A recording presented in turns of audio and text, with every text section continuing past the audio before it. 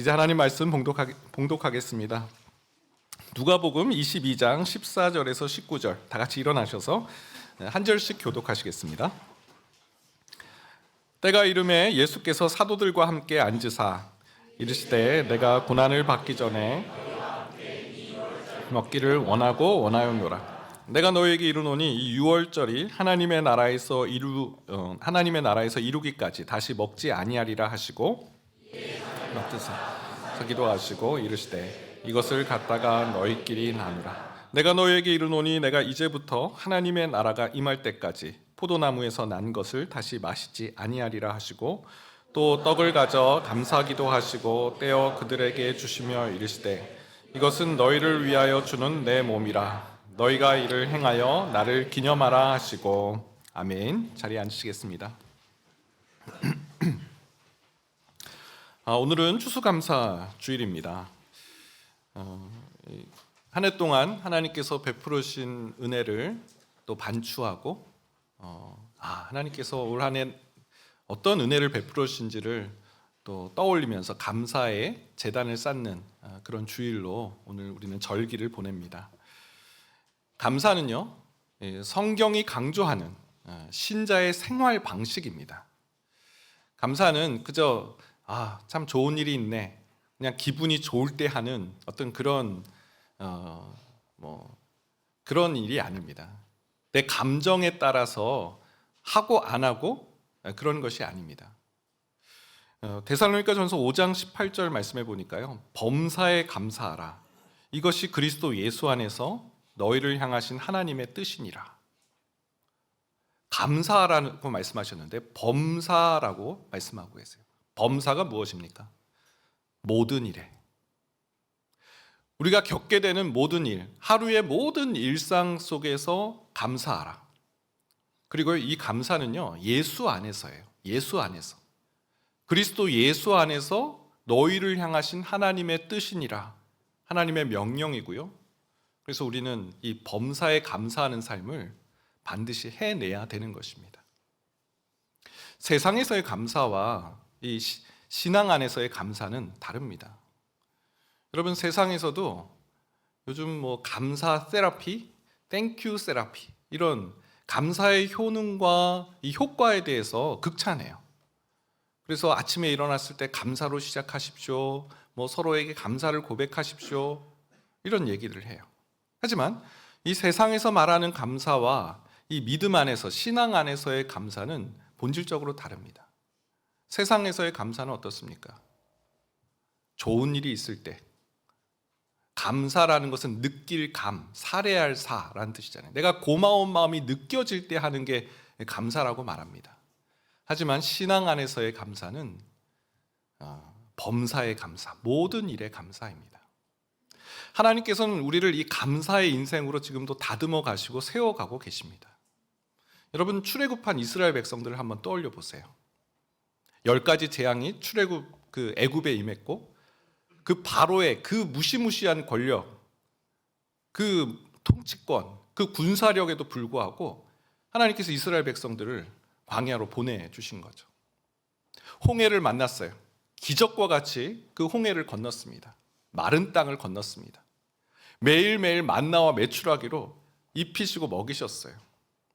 이스라엘 백성들은 그 하나님의 돌보심, 그 기적을 행하신 하나님에 대해서는 찬양하고 경배했는데요, 당장에 물이 없는 상황, 가데스 바네아에서는 그 가나안의 사람들이 안악 자손이 있고 그들에 비하면 우리는 메뚜기에 불과하다라는 그런 이 전령사들의 그 보고에 큰일 났다, 우리 여기 왜 왔냐, 애굽을 그리워하고 늘 조금만 어려움이 있어도 당장 하나님께 원망하고 불평하고 애굽으로 돌아가려고 했던 그 이스라엘 백성들, 하나님께서는 그 이스라엘 백성을 40년 동안이나 광야 생활하게 하셨어요. 그 이유가 무엇일까요? 하나님께 범사에 감사하는 인생, 어떤 일을 만나도 하나님께 감사하며 찬양하며 하나님을 신뢰하는 법을 잃어버리지 않도록 훈련하시고 다듬어 가시는 그런 과정이었을 줄 압니다. 여러분, 하나님께서 우리에게 범사에 감사하기를 원하세요. 그리고 우리는 이 훈련을 받고 이 주님의 명령을 지키는 삶을 살아가야 됩니다. 참 감사한 것은요, 우리가 어떻게 감사해야 될지를 알지 못하잖아요. 예수님께서 우리의 감사의 모델이 되어주신다라는 것입니다. 예수님께서 공생의 기간 동안에 감사 기도를 하시는 장면을 오늘 말씀으로 나누고자 합니다. 새 본문을 가지고 세 가지 장면을 함께 나눌 텐데요, 예수님은 언제 어떻게 하나님 앞에 감사 기도를 했는지 살펴보도록 하겠습니다. 첫 번째, 예수님의 감사 기도, 실망 중의 감사 기도입니다. 실망 중의 감사 기도. 오늘 말씀은 예수님께서 제자들과 유월절 만찬을 하시는 장면입니다. 이 본문을 보게 되면 예수님께서 이날을 정말로 기다리셨어요.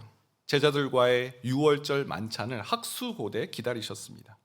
누가복음 22장 14절 15절 말씀을 보면, 때가 이름에 예수께서 사도들과 함께 앉으사 이르시되 내가 고난을 받기 전에 너희와 함께 이 유월절 먹기를 원하고 원하였노라.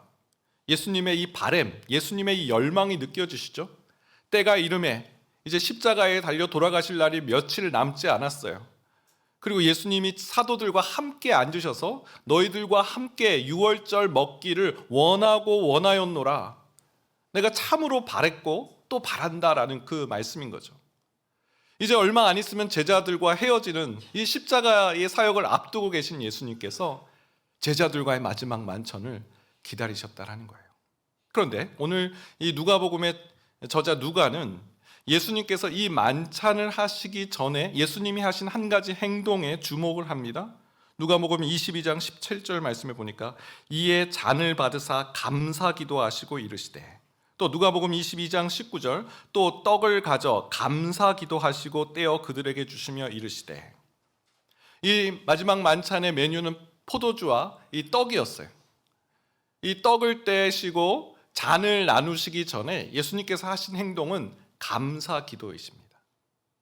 그냥 기도가 아닙니다. 감사 기도를 하셨다는 것이 누가의 또 기록이에요.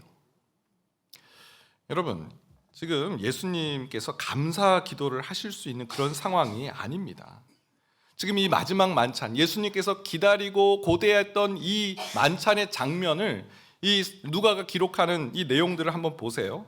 누가복음 22장 21절 말씀을 보니까요, 그러나 보라, 나를 파는 자의 손이 나와 함께 상위에 있도다. 그 만찬에 누가 와 앉아 있는 겁니까? 그 만찬의 그 상위에 누구의 손이 있는 겁니까? 가룟 유다의 그 손, 예수님을 팔 그 배반자의 손이 그 식탁 위에 올려져 있는 상황이에요. 또 누가복음 22장 24절, 또 그들 사이에 그중 누가 크냐 하는 다툼이 난지라. 그 마지막 만찬하는 그 자리에서조차 제자들은 누가 더 높냐, 누가 더 서열이 높은 사람이냐라는 그 갑론을박을 하고 있다라는 것이죠. 여러분, 얼마나 예수님 마음이 비통해 하시지 않으셨을까요? 제자들과의 마지막 만찬, 십자가 사역을 앞둔 때가 이름에 예수님은 이제 인류의 죄를 대속하시기 위해 그 길을 걸어가시는데, 제자들은 예수님을 팔 생각을 하고 있고, 누가 더 크냐, 자기의 어떤 입지를 다지는데 혈안이 되어 있다라는 것입니다. 그런데요, 이 참 참담한 상황 속에서 예수님은요, 평정심을 잃지 않으세요. 누가에 대해 가룟 유다에 대해서 너 지금 뭐 하는 거냐, 너 그 손으로 어디 손을 올려뒀냐, 호통치지 않으셨어요. 누가복음 22장 22절 말씀에 보니까요, 인자는 이미 작정된 대로 가거니와 그를 파는 그 사람에게는 화가 있으리로다 하시니, 인자는 이미 작정된 대로 하나님의 뜻, 하나님의 섭리 속에서 예수님은 이제 십자가의 길을 가시지만 그를 파는 그 사람에게는 화가 있으리로다.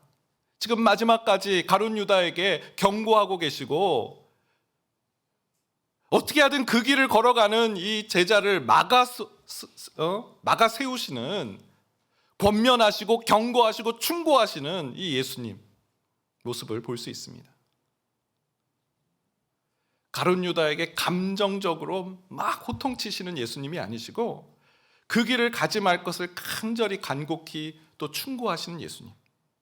또 제자들에 대해서는 어떻게 말씀하세요? 누가복음 22장 31절 32절 시몬아 시몬아 보라 사탄이 너희를 밀가부르듯 하려고 요구하였으나 그러나 내가 너를 위하여 내 믿음이 떨어지지 않기를 기도하였노니 너는 돌이킨 후에 내 형제를 굳게 하라. 지금 누가 더 크냐 하는 그 제자들, 그런데 예수님은 지금 현재 그 싸우고 있는 제자들을 보고 계신 것이 아니에요.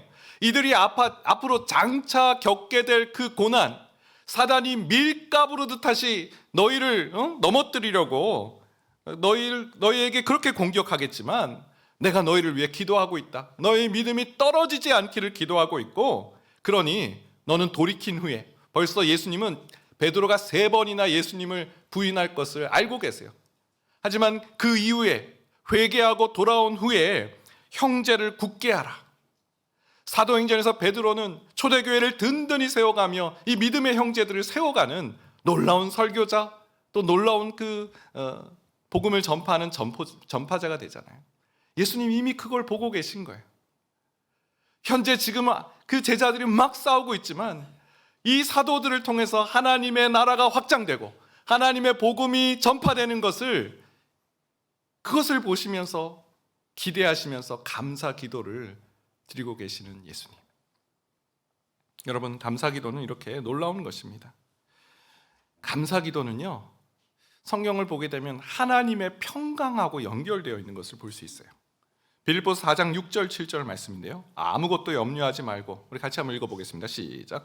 아무것도 염려하지 말고 다만 모든 일에 기도와 간구로 너희 구할 것을 감사함으로 하나님께 아뢰라. 그리하면 모든 지각에 뛰어난 하나님의 평강이 그리스도 예수 안에서 너희 마음과 생각을 지키시리라. 또 골로새 3장 15절 말씀입니다. 읽겠습니다. 시작. 그리스도의 평강이 너희 마음을 주장하게 하라. 너희는 평강을 위하여 한 몸으로 부르심을 받았나니 너희는 또한 감사하는 자가 되라. 네. 감사기도. 예수님은 그 감사기도를 통해서 제자들을 대하는 그 태도에, 그 모습에 여전히 변함없는 신뢰와 변함없는 사랑으로 제자들을 대하고 계시고 목양하고 계신 모습을 볼 수 있습니다. 왜 그럴까요? 하나님께서 이 모든 일에 주관하고 계시고 다스리고 계시며 하나님의 작정하신 대로 일을 이루실 것이라는 그 믿음, 그 신뢰가 있었기 때문에 예수님 당장 자신을 예수님께 실망을 안겨주고 예수님의 마음을 아프게 하는 그런 제자들이라 할지라도 장차 하나님께서 선하신 그 뜻 가운데 제자들을 바꾸어 주시고 이들을 통해서 영광 받으실 것을 기대하신 그 예수님의 감사기도. 사랑하는 여러분, 예수님의 이 감사기도를 배우시길 바랍니다. 내 마음에 정말 실망감을 안겨주고 내 마음을 아프게 하는 그런 사람들이 우리 주변에 또 있지 않습니까? 그 사람을 대할 때 우리의 감정이 요동쳐요. 하나님의 평강을 잃어버려요. 이때 감사기도입니다. 이때 감사기도로 나아가면 하나님의 작정하심, 하나님의 이 일하심들을 우리가 신뢰하며 오히려 축복하고 또 그들을 위해 기도할 수 있는 하나님의 백성이 될 줄 믿습니다. 두 번째는 결핍 중의 감사기도입니다. 본문을 넘어가세요. 요한복음 6장으로 넘어가겠는데요, 예수님의 감사기도 두 번째, 결핍 중의 감사기도. 자, 요한복음 6장은 오병이어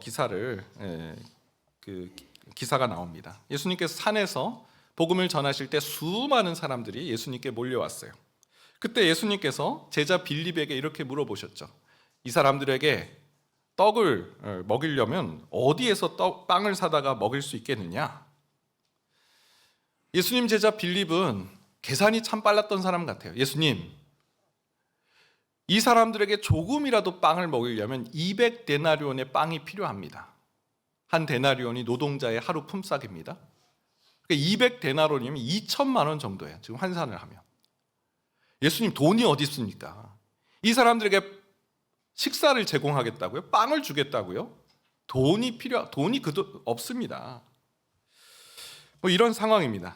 그런데 이때 예수님의 제자 안드레가 한 아이를 데려와서 예수님께 이렇게 말을 합니다. 요한복음 6장 9절 10절, 여기 한 아이가 있어 보리떡 5개와 물고기 2마리를 가지고 있나이다. 그러나 그것이 이 많은 사람에게 얼마나 되겠사옵나이까? 예수께서 이르시되 이 사람들로 앉게 하라 하시니 그곳에 잔디가 많은지라 사람들이 앉으니 수가 5,000명쯤 되더라. 안드레가 한 아이를 데려왔어요. 그 아이는 도시락이 있었는데 물고기 2마리와 보리떡 5개가 있었어요. 근데 안드레는 이 아이를 데려왔지만 여전히 긴가민가해요. 이 5,000명이나 되는 사람에게 이것이 무슨 소용이 있겠습니까? 빌립도 그렇고 안드레도 그렇고 그곳에 있는 모든 사람들이 이 현실, 이 배가 고픈 5,000명의 사람들을 먹이는 일 앞에서는 다 무력감과 또 할 수 없다라는 불가능이라는 단어를 머릿속에 떠올리고 있었죠. 그런데 예수님께서 이때 그 아이가 가져온 떡을 떼시면서 축사를 하십니다. 요한복음 6장 11절 말씀인데요. 같이 한번 읽어보겠습니다. 시작. 예수께서 떡을 가져 축사하신 후에 앉아있는 자들에게 나눠주시고 물고기도 그렇게 그들의 원대로 주시니라. 바로 이 대목입니다. 예수님께서 그 보리떡 5개를 떡을 떼셨고 축사를 하셨다. 우리는 축사하면은 뭐 축복기도 막 2손 올리고 막 그렇게 연상하는데 이 축사는 감사기도라는 뜻입니다. 예수님께서 이 떡을 떼실 때 감사기도를 드리신 거예요. 그런데 이 요한은 지금 예수님께서 감사기도를 하시는 그 타이밍, 그 시점에 주목합니다. 우리는 이 이야기를 잘 알고 있어요. 예수님께서 축사하실 때 놀라운 기적이 일어나서 5,000명이나 된 사람이 다 먹고 12광주리가 남았다. 우리는 이 기사를 잘 알고 있어요. 하지만 예수님께서 감사 기도를 드리는 시점은 12광주리를 보면서 막 포만감에 젖어 있는 5,000명이나 되는 사람들이 다 막 기뻐하는 그런 현장이 아니셨어요. 눈앞에는 5,000명의 사람들이 있고 지금은 물고기 2마리와 떡 5개, 정말 보잘것없는 음식이 있는 그때에 축사하셨다는 거예요. 감사 기도를 드리셨다는 거예요. 여러분, 예수님의 감사 기도가 우리가 하는 그런 보통 감사와 다른 점이 바로 여기 있는 거죠. 예수님의 이 감사와 아주 대조가 되는 사람들이 바로 큰 무리들이에요. 예수님께서 5,000명이나 되는 사람들을 먹이셨을 때 사람들은 열광했어요. 그리고 예수님을 따라오기 시작합니다. 우리가 예수님을 임금으로 세우자. 그러면 우리가 이 먹는 문제에 대해서 해결할 수 있을 것이다. 요한복음 6장 15절. 그러므로 예수께서 그들이 와서 자기를 억지로 붙들어 임금으로 삼으려는 줄 아시고 다시 혼자 산으로 떠나가시니라. 예수님이 구름대같이 쫓아오는 그 사람들을 피해서 산으로 가셨어요. 이유가 뭡니까? 요한복음 6장 26절. 예수께서 대답하여 이르시되 내가 진실로 진실로 너에게 이르노니 너희가 나를 찾는 것은 표적을 본 까닭이 아니요 떡을 먹고 배부른 까닭이로라. 자, 예수님의 감사와 이 큰 무리의 감사의 그 대조, 그 차이가 여기 있는 거예요. 예수님은 이미 주신 것, 너무 정말 많은 큰 문제 앞에 서 있지만 그 가운데도 하나님께서 주신 그 작은 그 도시락을 보시면서 축사하시고 감사 기도를 드리셨어요. 반대로 이 5,000명의 사람들은 그 12광주리가 넘치는 그 5,000명이 먹는 그 감격, 그 놀라운 그 기적을 목격하고 예수님께 어떻게 보면 감사의 그 고백을 하며 따라오고 있는 거예요. 근데 예수님께서는 그들이 따라오고 있는 그 내면의 마음을 보신 거예요. 그들은 표적을 구한 것이 아니다. 너희가 나를 찾는 것은 표적을 본 까닭이 아니다. 표적이 뭡니까? 예수님은 정말 전능자셔. 하나님의 아들이셔. 그 표적으로 본 것이 아니에요. 그저 떡을 먹고 배부른 까닭이로라. 무슨 뜻입니까? 이 5,000명이나 되는 사람들은 그 신이 예수님이 아니신 거예요. 자기의 배가 신인 거예요. 내 배를 부르게 하고 내게 풍족을 줄 수 있는 그러면은 오케이, 괜찮아. 그러고 나서 감사하는 것이죠. 여러분, 이 본문에서 이 진실된 감사 기도가 무엇인지를 우리는 발견하게 됩니다. 무엇이 있어서 다 하나님 베풀어 주셔서 그때 감사하는 기도, 물론 그때도 감사 기도해야 됩니다. 범사에 감사라고 하셨으니까 하나님께서 풍족한 은혜를 베푸셨을 때도 감사 기도 드리는 것이 맞아요. 하지만 설령 그 일이 없다 할지라도 설령 눈앞에 정말 작은 무슨 소용일까 싶은 그런 것이 보인다 할지라도 그곳에서 감사하는 기도가 신자의 감사 기도이고 예수님의 감사 기도인 줄 믿습니다. 하박국 3장 17절 18절 읽어보겠습니다. 시작. 비록 무화과 나무가 무성하지 못하며 포도나무에 열매가 없으며 감람나무에 소출이 없으며 밭에 먹을 것이 없으며 우리의 양이 없으며 외양간에 소가 없을지라도 나는 여호와로 말미암아 즐거워하며 나의 구원의 하나님으로 말미암아 기뻐하리로다. 하나님께서는 이 훈련을 하길 원하세요. 하박국 선지자가 하나님 앞에 올려드렸던 이 감사의 고백, 하나님, 외양간에 소가 없습니다. 양이 없습니다. 무화과 나무에 소출이 없습니다. 포도나무에 열매가 없습니다. 그러나 나는 여호와로 말미암아 기뻐하겠습니다. 여호와로 말미암아 찬양하겠습니다. 여러분, 이런 삶이 어떻게 가능할까요? 하나님께 올려드리는 감사기도. 하나님께서는 이 작은 것을 통해서도 역사하실 것이라는 그 믿음과 신뢰. 오늘은 추수감사절입니다. 여러분, 우리가 추수감사절 하면 이 기원이 이게 성경에 나오는 기원은 아니죠. 이 청교도들이 1620년에 신앙의 자유를 쫓아서 신대륙으로 건너간, 그리고 그 신대륙에서 첫 해 소출을 하나님 앞에 올려드리는 그것을 이제 추수감사절의 기원으로 알고 있습니다. 여러분, 그 상황이 어떤 상황입니까? 메이플라워호에 180톤도 안 되는 이 작은 배입니다. 146명의 사람들이 출발을 했는데 이 3달 반 동안 거의 정말 풍랑을 만나고 그 열악한 상황에서 신대륙에 도착했어요. 이제는 살겠거니 싶었는데요. 마침 도착한 때가 겨울입니다. 겨울. 그 추운 겨울에 혹독한 추위를 견디지 못하고 44명이 그해 겨울에 죽게 됩니다. 봄이 와서 씨를 뿌리는데 그 유럽에서 온 사람들이잖아요. 밀을 떠올리고 이 농사 기술이 다른 거예요. 그 땅이 다른 거예요. 농사 실패하는 거죠. 근데 마침 그 호의적인 그 인디언들이 옥수수며 호박이며 이런 것들을 어떻게 심는지 알려준 거예요. 씨도 주고 또 어떻게 심는지 방법도 알려준 거죠. 그렇게 해서 소출을 맺은 것, 얼마 되지 않은 호박과 얼마 되지 않은 그런 옥수수를 소출한 것, 그걸 가지고 하나님 앞에 감사 제단을 쌓은 거예요. 청교도들의 신앙, 풍족하고 부요하고 우리가 생각하는 추수감사를 올해는 대풍이네, 이런 상황 속에서 감사 제단을 쌓은 게 아니에요.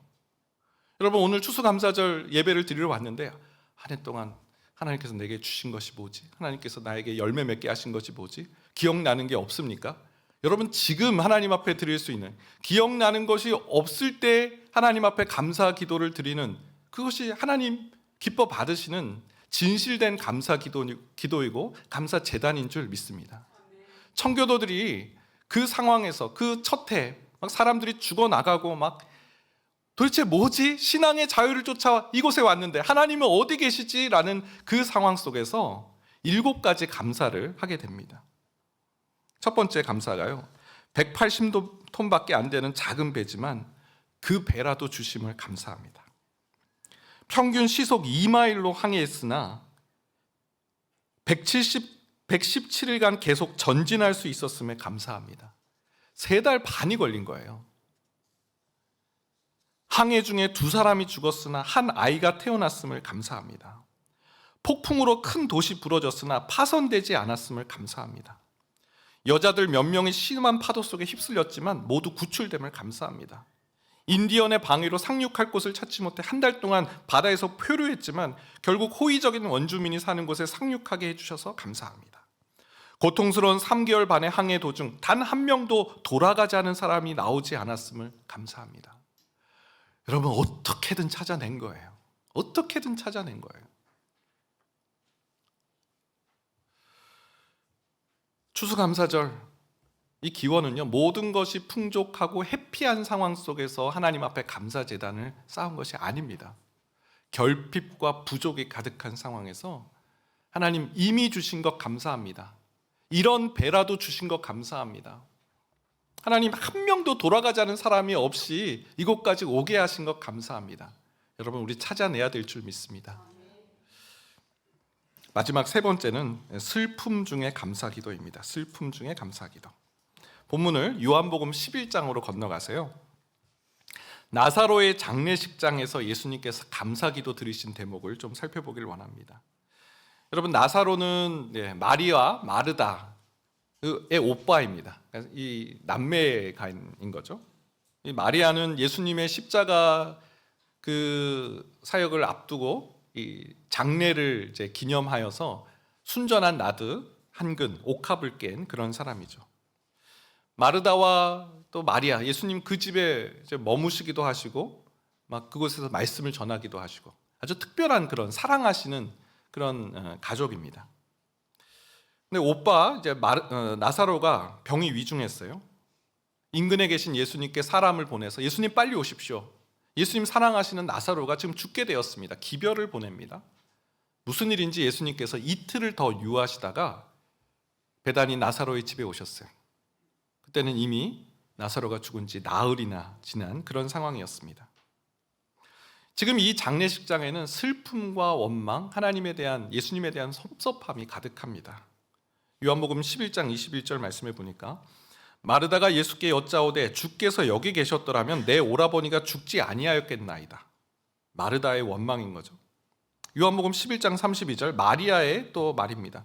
마리아가 예수 계신 곳에 가서 배웠고 그 발 앞에 엎드려 이르되 주께서 여기 계셨더라면 내 오라버니가 죽지 아니하였겠나이다 하더라. 똑같은 말을 해요. 예수님 일찍 오시지 그러셨어요. 예수님 여기 계셨으면 나사로 오빠는 죽지 않았을 겁니다. 나사로의 죽음을 예수님의 그 늦게 오신 그 일로 지금 생각하고 있는 겁니다. 그곳에 있는 유적들도 마찬가지예요. 요한복음 11장 37절 그중 어떤 이는 말하되 맹인의 눈을 뜨게 한 이 사람이 그 사람은 죽지 않게 할 수 없었더냐 하더라. 예수님께서 병자를 고치시고 기적을 베푸시는데 예수님 죽게 된 자를 죽지 않게 하시는 능력은 없구나. 그래서 늦게 오신 거구나. 지금 그런 오해들을 지금 하고 있는 상황입니다. 자, 예수님께서 나사로의 집에 오셔서 그 나사로가 있는 그 무덤에 돌을 옮겨 놓으라고 말씀을 하셨습니다. 그때 마르다가 한 말이 이 말이에요. 예수께서 이르시되 돌을 옮겨 놓으라 하시니 그 죽은 자의 누이 마르다가 이르되 주여 죽은 지가 나흘이 되었음에 벌써 냄새가 나나이다. 예수님 이제 번거롭게 그렇게 하지 마세요. 예수님 끝났습니다. 이젠 상황 종료라고요. 이제 돌을 옮기라는 게 무슨 뜻입니까? 냄새가 나고요. 이제 시신이 부패하고 있습니다. 마르다의 마음은 완전히 닫혀버렸어요. 예수님이 명령하는 그 명령조차 들을 수행할 힘이 없을 만큼 슬픔이 또 원망이 그 마음속에 압도해 있는 그런 상황입니다. 그런 예수님께서 마르다의 믿음을 일깨우고 계신 장면이 그 다음 구절인데 요한복음 11장 40절 예수께서 이르시되 내 말이 내가 믿으면 하나님의 영광을 보리라 하지 아니하였느냐 하시니 지금 예수님 말씀하세요. 지금 마르다를 깨우고 계세요. 내가 말한 너가 믿으면 하나님의 영광을 보리라 하지 아니하였느냐. 지금 예수님의 말씀은 나중에 천국 가고 예수님 믿으면 천국 가는 어떤 그런 일, 지금 당장은 뭐 슬픔이 있어도 나중에 천국 가겠지, 나중에 기쁨이 오겠지, 그런 생각을 하고 있는 마르다에게 내가 한 말을 너가 잊었느냐, 내 말을 믿으면 하나님의 영광을 보리라 하지 않았느냐. 하나님의 영광이 지금 이곳에 임할 수 있음을, 임하게 됨을 기억나게 하시고 떠올리게 하신 거죠. 그리고 이렇게 말씀하셨어요. 요한복음 11장 41절 돌을 옮겨 놓으니 예수께서 눈을 들어 우러러 보시고 이르시되 아버지여 내 말을 들으신 것을 감사하나이다. 여러분 이 대목을 한번 보세요. 하나님, 성부 하나님께 기도하시는 거잖아요. 내 말을 들으신 것을 감사하나이다. 무슨 뜻일까요? 예수님께서 이미 이 일을 놓고 기도하셨다라는 거예요. 이미 나사로의 이 슬픔, 나사로의 죽음과 이 가정의 슬픔을 아시고 성부 하나님께 기도하신 거예요. 하나님, 제 말을 들으신 것을 감사합니다. 내 말을 들으신 것을 감사합니다. 하나님께, 성부 하나님께 기도 드린 것을 이미 하나님께서 들으시고 응답하실 것에 대한 감사, 그 감사의 제단을, 감사의 기도를 지금 말씀하신 거죠. 이 말씀은 시편 118편 21절 말씀을 연상시키는 말씀인데요, 주께서 내게 응답하시고 나의 구원이 되셨으니 내가 주께 감사하리이다. 주께서 내게 응답하시고 나의 구원이 되셨으니 내가 주께 감사하리이다. 지금 예수님의 기도는 믿음의 기도입니다. 하나님의 영광을 보게 될 것을 마르다에게 일깨우시고요, 이미 하나님께서 예수님의 그 기도를 들으시고 그 일을 행하실 것을, 그 하나님의 그 영광을 드러내실 것을 감사함으로 기도하고 계신 예수님. 그랬을 때 요한복음 11장 43절 44절 보니까요, 이 말씀을 하시고 큰 소리로 나사로야 나오라 부르시니 죽은 자가 수족을 배로 동인 채로 나오는데 그 얼굴은 수건에 쌓였더라. 예수께서 이르시되 풀어놓아 다니게 하라 하시니라. 여러분, 절망이 엄습하고요, 슬픔이 엄습하고요, 이 슬픔과 절망은 하나님께 대한 원망으로 이제는 돌을 옮겨 놓으라는 예수님 말씀조차 들을 힘이 하나도 없는 그런 마르다에게 하나님의 영광을 보게 되리라는 것을 잊었느냐? 주님의 말씀을 믿으면 하나님의 영광을 보게 된다, 하나님의 그 역사하심, 하나님의 일하심을 보게 된다라는 것을 마르다에게 일깨워 주시고 하나님께 감사 기도를 하신 예수님. 하나님, 내 말을 들으신 것을 감사합니다. 내 기도를 들으신 것을 감사합니다. 여전히 이 나사로는 무덤 속에 있고 돌도 옮겨놓지 않는 그런 상황에서 하나님께 감사의 기도를, 하나님께서 이 일을 통해서 역사하실 것을 믿고 간구하신 이 예수님의 감사 기도. 우리 삶에 예기치 못한 고난과 역경으로 슬픔과 또 절망이 엄습해 올 때 예수님께서 하신 이 미리 감사, 하나님께서 내 기도를 응답하신다, 이미 내 기도를 응답하시고 내 말을 들으셨음에 감사합니다라는 그 기도로 나아갈 때 하나님의 놀라운 역사의 그 시발점, 첫 출발이 될 줄 믿습니다. 사랑하는 여러분, 오늘 예수님의 감사 기도 이 세 가지를 기억하시길 바랍니다. 실망스러운 그런 상황 앞에서도 하나님의 주권, 하나님의 일하심을 믿고 감사 기도하신 예수님. 사람에 대한 실망, 사람에 대한 원망, 감사 기도로 나아갈 때 그 사람을 보는 시각과 안목이 달라지게 될 줄 믿습니다. 결핍과 부족 가운데 있을 때 하나님께 미리 감사, 하나님께서 풍성한 은혜로 채우시는 것을 경험하게 될 줄 믿습니다. 또한 절망과 슬픔 속에서 하나님 앞에 감사 기도, 하나님께서 이 상황 가운데 하나님의 역사를, 하나님의 영광을 드러내실 것을 믿고 간구하는 그 기도로 나아갈 때 하나님의 놀라운 일하심을 보게 될 줄 믿습니다.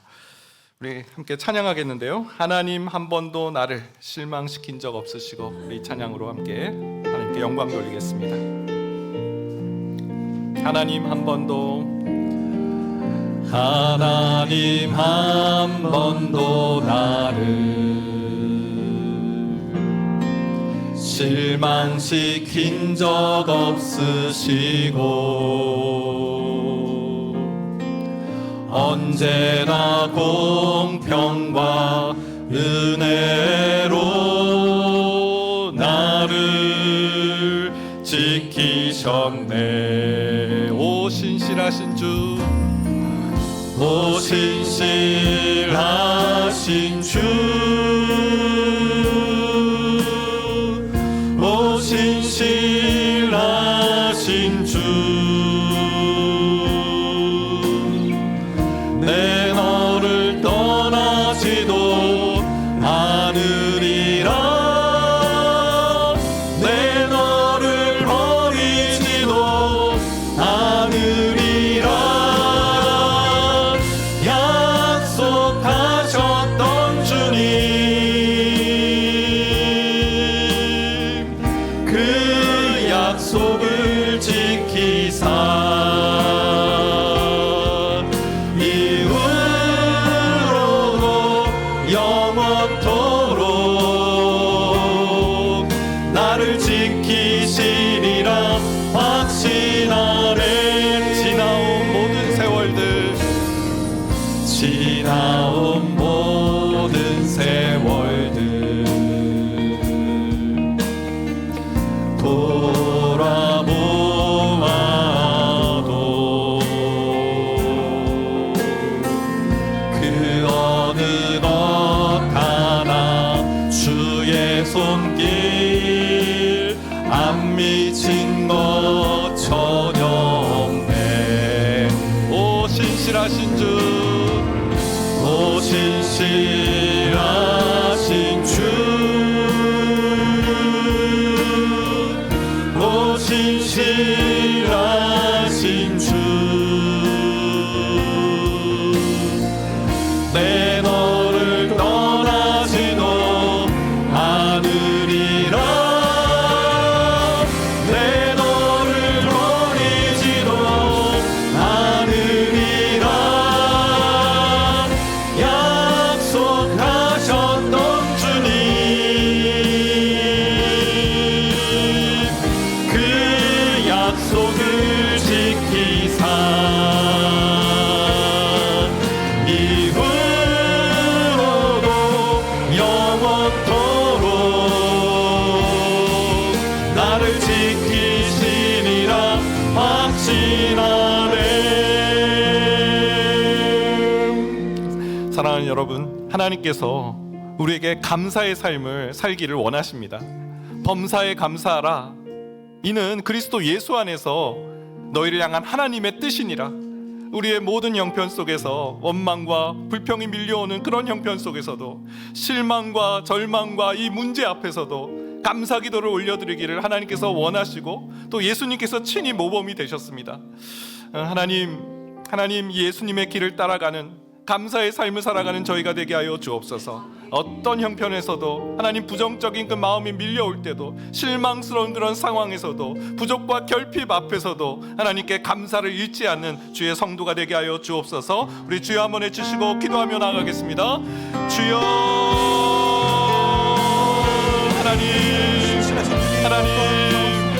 하나님 우리의 삶에 모든 형편 속에서 하나님께 감사의 제단을 쌓기를 원하시는 이 주님의 부르심을 듣기를 하나님 듣게 하시니 감사합니다. 하나님 우리의 성경으로는 하나님 염려가 찾아오고 평상을 잃어버릴 때가 참 많습니다. 그러나 주님 그 실망스러운 제자들의 모습을 보면서도 장차 하나님께서 이 제자를 통해 일하실 것을, 제자를 통하여 하나님께서 역사하실 것을 하나님 신뢰하며 나아가셨던 예수님, 그래서 어떤 그 마음에 하나님 그런 분노와 화가 아니라 주님 그 마음의 평강을 가지고 한 명 한 명 제자들을 축복하며 경고하며 또 하나님의 뜻을 알려주신 그 예수님, 하나님 오늘 이 말씀이 우리의 심령에 새겨지길 원합니다. 하나님 우리의 형편과 상황 속에서도, 하나님 부족과 결핍 속에서도, 절망과 하나님 슬픔 속에서도 주님 하나님 향한 감사의 고백을 올려드리게 하여 주옵소서. 우리를 두렵게 하는 현실이 무엇입니까? 하나님보다 큰 것이 없는 줄 압니다. 우리를 하나님 낙심시키는 상황이 무엇입니까? 하나님 앞에 감사할 수 있는 것보다 더 큰 것은 없습니다. 하나님 도와주시옵소서. 하나님 감사의 훈련을 받게 하여 주옵소서. 하나님 범사에 감사할 수 있는 예수님의 감사 기도를 떠올리게 하여 주옵소서. 너희가 내 말을 믿으면 하나님의 영광을 보리라 하지 아니하였느냐. 하나님 그렇습니다. 주님 우리가 하나님 앞에 나아갈 때, 하나님 믿음으로 나아갈 때 하나님께서 우리의 기도를 이미 들으시고 하나님의 영광을, 하나님의 역사를 나타내실 것을 믿고 간구하는 모든 주의 성도들 될 수 있도록 하나님 모든 예배자들을 축복하여 주시고 생각이 바뀌게 하시고 마음이 바뀌게 하시고 하나님의 놀라운 일들을 보게 되는 성령 충만한 주의 모든 종들이 될 수 있도록 하나님 인도하여 주시옵소서. 하나님 오늘 추수감사절을 통해서 감사 훈련, 감사의 제단을 쌓는 법, 또 감사의 기도를 드리는 법을 알게 하시니 감사합니다. 절망 중에서 또 문제와 또 결핍 앞에서, 또 하나님 슬픔과 또 절망적인 그런 상황 앞에서도 예수님은 감사기도 하시며 그 어려움을, 그 험난함을, 그 문제를 뚫어내시고 오히려 하나님께 영광 돌리시는, 또 하나님의 영광, 하나님의 역사의 그 통로로 쓰임 받으셨음을, 또 그 기도가 얼마나 능력 있는지를 하나님 보게 하셨사오니, 하나님 우리 삶 가운데서도 하나님 우리 마음속에 엄습해오는 그 두려움과 또 실망스러움과 그 절망 앞에서 오히려 하나님 감사할 수 있는, 범사에 감사하는 그 하나님의 뜻을 준행하며 나아가는 모든 주의 성도들 될 수 있도록 힘을 더하여 주시옵소서. 지금은 우리 주 예수 그리스도의 은혜와 하나님의 그 크신 사랑하심과 성령님의 인도, 교통, 위로하시는 놀라우신 은총이 사람에게 실망되는 상황 속에서, 또 너무나 큰 문제, 그 압도하는 문제 앞에서도, 또 절망과 슬픔, 이제는 끝났다 싶은 그런 상황 속에서도 하나님께 감사하기를 놓지 않는 그 마음에 다짐하는 여기 모인 모든 주님의 성도들 머리 위에 이제로부터 영원까지 함께 하시길 축원하옵나이다. 아멘.